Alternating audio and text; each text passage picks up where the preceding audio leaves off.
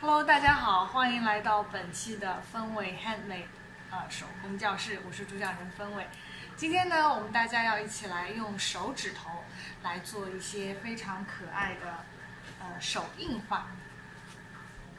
飞屋环游记，这个是气球飞屋，然后 Nemo、Marlin 还有 Dory 海底世界。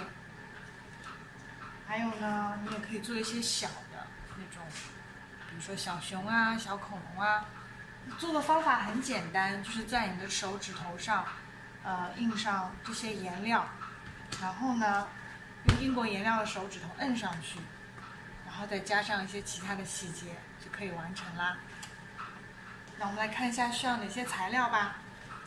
首先呢，当然是这些背景的纸头，你也可以画在白纸上，像这些彩色的卡纸啊，或者是任何construction paper 啊，或者你喜欢的颜色，哪怕是报纸、杂志上都可以剪下来画。然后呢，就是一些我们的颜料，这边我选的是丙烯画颜料。因为它能够在深色的背景上显出颜色，如果你是在浅色背景上呢，像水彩颜料、墨水这些都可以。然后就是，如果你没有海绵或者是印台，你可以用毛笔蘸上颜料涂在手指头上。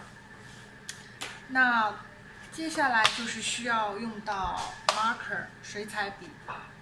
就是用来给后期的画上后期的这个手印上面画上细节用的。好了，准备好了吗？那我们开始动手吧。首先在黄色卡纸上画出小房子，涂上细节。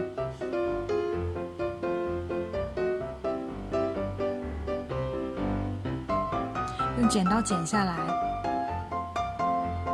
选择不同颜色的背景纸，可以把它裱在卡纸上，然后拿出 paint， 这里我用了丙烯画颜料，印在食指上、中指上，任何你想印的手指上都可以。把手印印出无数个气球，直到满意的数量为止。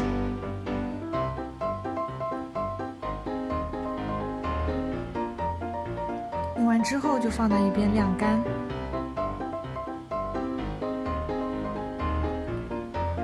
我们可以在房子的后面画上很多细节，这样一幅飞屋环游记就完成了。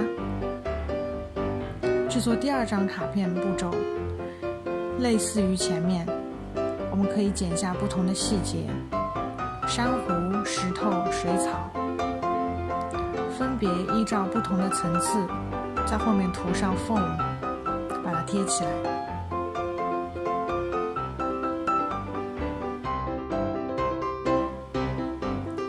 用手指印上橙色，分别印上鱼的身体和尾巴。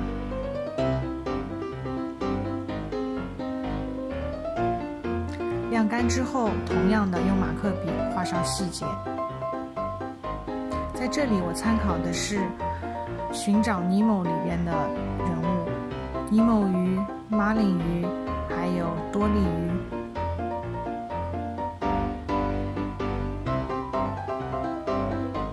画上水母和小荧光鱼的细节，调整画面，这样海底世界也完成了。接下来呢，用同样的方法，可以用拇指和食指分别印出恐龙的身体和头部，等它干了以后，依次画上细节。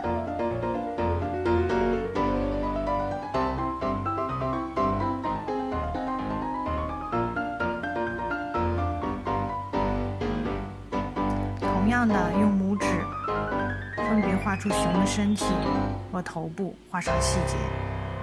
这样2张迷你卡片也完成了。